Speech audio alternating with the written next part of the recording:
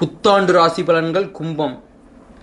ஆண்டின் துவக்கத்தில் உங்கள் கௌரவம் உயர்கின்ற வகையில் சம்பவங்கள் நிகழும். மனதில் புதியதொரு உத்வேகம் பிறக்கும். ஒவ்வொரு விஷயத்திலும் யோசித்து இறங்குவது நல்லது. அவசரப்பட்டு இறங்கும் காரியங்கள் சிரமத்தில் முடியலாம். வெளியூர் பயணங்களுக்கான வாய்ப்புகள் அதிகம் உண்டாகும். வசதி வாய்ப்புகளுக்கு பஞ்சம் இருக்காது. சீரான வருமானம் இருந்து வரும். பேச்சில் நிதானத்தை கடைபிடிப்பீர்கள். அதே நேரத்தில் பேச வேண்டிய தருணங்களில் அவசியம் பேசியே ஆக வேண்டும். வாழ்க்கை துணையுடன் அவ்வப்போது கருத்து வேறுபாடு கொண்டாலும் குடும்பத்தில் நிம்மதியான சூழ்நிலை நிலவி வரும். முன்னோர்களின் சொத்துக்களில் பாகப்பிரிவினைகளுக்கு வாய்ப்பு உண்டு. தகவல் தொழில்நுட்ப சாதனங்களால் லாபம் உண்டு. புதிய நண்பர்கள் சேருவார்கள். அவர்கள் மூலமாக நிறைய அனுபவங்கள் கிடைக்கும். மனதில் இருந்த சஞ்சலங்கள் நீங்கும். வீடு, வாகனம், மனை வாங்குபவர்கள் தாயார் வழி உறவினர்களால் ஆதாயம் உண்டு.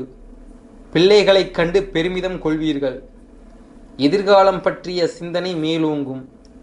கற்பனைகள் 1000 இருந்தாலும் அவை நடக்காது போனாலும் ஆண்டவன் நம்மை நன்றாகத்தான் வைத்திருக்கிறார் என்ற எண்ணம் நீங்கள் மனதிற்குள் வளர்த்து கொள்ள வேண்டும். இன்பத்தையும் துன்பத்தையும் சரிசமமான அளவில் தரும் வருடமாக அமையும். மாணவர்கள், கல்வியில் சிறப்பான நேரத்தை அனுபவபூர்வமாக உணர்ந்தவர்கள், சட்டம் படிக்கும் மாணவர்கள், ஆசிரியர் பயிற்சி, அக்கவுண்டன்சி, காமர்ஸ், கணிதத்துறை மாணவர்கள் நல்ல முன்னேற்றம் காண்பார்கள். பெண்கள், நினைத்ததை உடனுக்குடன் சாதிக்க நினைப்பீர்கள். கணவர் ஆலோசனைப்படி நடப்பது நன்மை தரும்.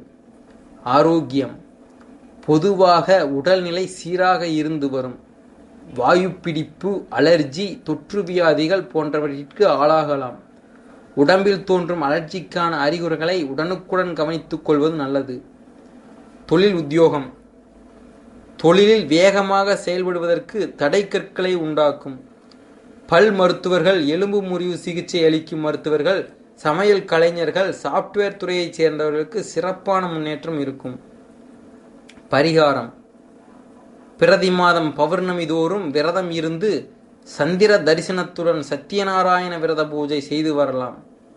நேரம் கிடைக்கும் போது கும்பகோணம் அருகிலுள்ள உப்பிலியப்பன் கோயிலுக்கு சென்று பெருமானை சேவித்து அர்ச்சனை செய்து கொள்ளுங்கள்.